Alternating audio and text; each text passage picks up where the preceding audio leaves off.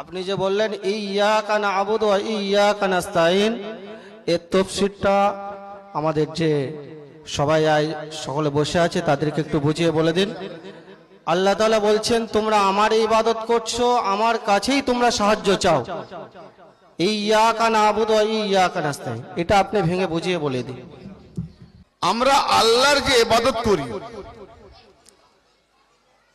আমরা আল্লাহর যে ইবাদত করি, আল্লাহ সর্বপ্রথমে আছে কোথায় এটা বলতে হবে। হ্যালো, সূরা হাদিদ ওয়া হুয়া মাকুম, আরো আগে থেকে যাই পুরো আয়াতটা। আল্লাহ বলছেন তার আরশ পানির উপরে ছিল, 6 দিনে আসমান জমিনকে বানানো হয়েছে। তো যখন সূর্য নেই, চন্দ্র নেই, আসমান নেই, জমিন নেই, ওই দিনটা কোন দিন ছিল? কারণ সূর্য চন্দ্র না হলে দিন গোনা যায় না। তো 6 দিনটা কোত্থেকে এলো? ওই 6 দিনটা আগে মোল্লারা বলুক, আমি তো বলবো। এটা না বলবার বাহানা মনে করবেন না, আমিও প্রশ্ন রেখে যাচ্ছি। ওই 6 দিনে যে আসমান জমিন বানিয়েছিল, সূর্য নাই, চন্দ্র নাই, আসমান আর জমিন নাই, ওই দিনটা কি করে হয়? ওই 6 দিনটা দেখান। আবার ওই আয়াতে বলতে বলতে আল্লাহ বলছে তোমরা যেখানে থাকো আমি তোমাদের সাথে আছি। তাহলে আল্লাহ যদি আমাদের সাথে থাকে, তাহলে আল্লাহর আসমান আর জমিন সেও আমাদের সাথে, কারণ আসমান জমিনের মালিক। তাহলে আসমান জমিন আমাদের সাথে, আর আসমান জমিন আর আসমানের উপরে আল্লাহর আরশ, তাহলে আল্লাহ আরশ আমাদের সাথে। এবং 6 দিনে তৈরি হয়েছে, এটা কি করে আসমান জমিন? প্রশ্ন। ভালো কোরআন শিখে গেছি আমরা না।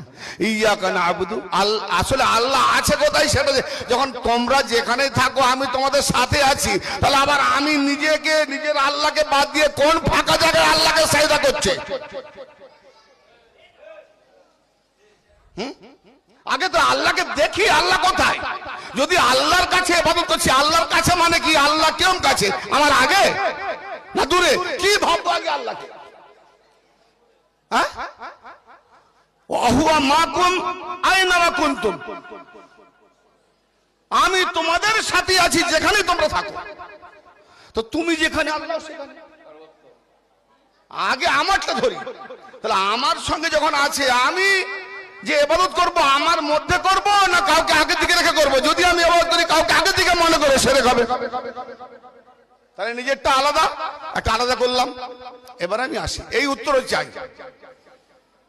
এবার আসি, ইয়্যাকা না'বুদু, আমরা আপনারই ইবাদত করি। কাকে? আজিজের সঙ্গে আল্লাহকে বলছি। ইয়্যাকা নাস্তাঈন, আমরা আপনারই সাহায্য চাই। কি সাহায্য? তারপরেই বলছি ইহদিনাস সিরাতাল মুস্তাকিম, আমাদেরকে সিরাতে মুস্তাকিমে হেদায়েত করো। এটাই সাহায্য। কি সাহায্য চাই? তারপরে আর শেষ, আল্লাহকে সাহায্য চাইলাম। কি সাহায্য?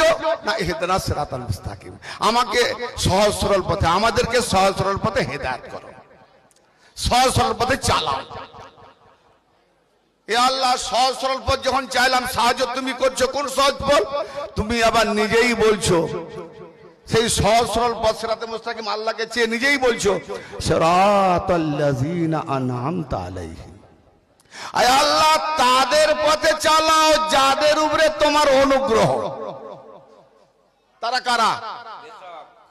তারা কারা? তাহলে সিরাতে মুস্তাকিম কে? সিরাতে মুস্তাকিম আল্লাহর ওলিরা, ওলির দলে যারা আছে তারা সিরাতে মুস্তাকিম আছে। ইহদিনাস সিরাতাল মুস্তাকিম, আর চাইছি তো আল্লাহকে।